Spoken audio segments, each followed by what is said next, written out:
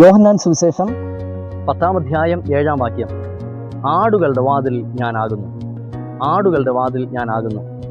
താൻ ആരാകുന്നു എന്ന് വെളിപ്പെടുത്തുന്നതിന് കർത്താവ് ഉപയോഗിക്കുന്ന ഒരു ഉദാഹരണം ആടുകളുടെ വാതിൽ എന്നാണ്. പാലസ്തീൻ നാട്ടിലെ ആട് വളർത്തലുമായി ബന്ധപ്പെട്ടാണ് കർത്താവ് ഇത്തരത്തിൽ ഒരു സൂചന നൽകുന്നത്. നൂറുകണക്കിന് ആടുകളുമായി വനാന്തരങ്ങളിലും മേച്ചിൽപ്പുറങ്ങളിലും കടന്നു പോകുന്ന ഇടയന്മാരുടെ പശ്ചാത്തലം. 1-2 ദിവസം കഴിഞ്ഞ് മടങ്ങി വരുന്ന ഒരു യാത്രയല്ലത്. ഒരു നല്ലൊരു മേച്ചിൽപ്പുറം കണ്ടെത്തിയാൽ ആഴ്ചകളോളം ആ ഇടത്ത് ആടുകളുമായിട്ട് തങ്ങുന്ന ഇടയന്മാർ. ഈ സമയങ്ങളിൽ വൈകുന്നേരങ്ങളിൽ ആടുകൾക്ക് കിടക്കുവാനായി താൽക്കാലികമായൊരു കൂടൊരുക്കാറുണ്ട്. 4 ഭാഗത്തും കമ്പുകൾ നിർത്തി ഇലകൾ കൊണ്ട് മറച്ചതായൊരു താൽക്കാലികമായ കൂട്.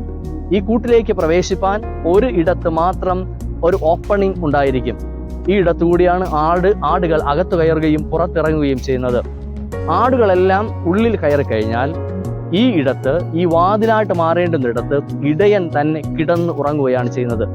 ഇടയൻ തന്നെയാണ് ആടുകളുടെ വാതിലായിട്ട് മാറുന്നത്. ഇടയൻ അറിയാതെ ഒരു ആടിനും ആ കൂട്ടിന് പുറത്ത് ഇറങ്ങുവാൻ കഴിയില്ല. ഇടയനെ ചവിട്ടാതെ ഒരാടുകൾക്കും കൂടിന് പുറത്തേക്ക് കടക്കുവാൻ കഴിയില്ല. മാത്രവുമല്ല, മറ്റൊരു വന്യമൃഗത്തിനും ഇടയൻ അറിയാതെ ഉള്ളിൽ പ്രവേശിച്ച് ആടുകളെ ആക്രമിക്കുവാനും കഴിയില്ല. ആടുകളുടെ വാതിൽ കർത്താവാണ്.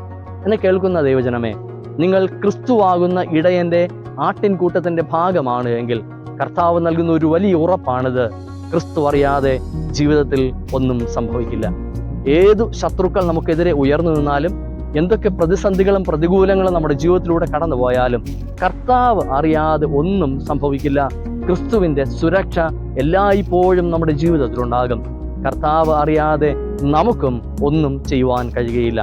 ക്രിസ്തുവിന്റെ ആട്ടിൻകൂട്ടത്തിന്റെ ഭാഗമായി മാറിക്കൊണ്ട് ഇടയനാകുന്ന ക്രിസ്തു നയിക്കുന്ന വഴികളിലൂടെ നടക്കുവാനും നന്മകൾ കണ്ടെത്തുവാനും സുരക്ഷ പ്രാപിപ്പാനും ഈ ദിവസങ്ങളിൽ ദൈവം നമ്മെ ഒരുക്കുമാറാകട്ടെ, അനുഗ്രഹിക്കുമാറാകട്ടെ. ആമേൻ.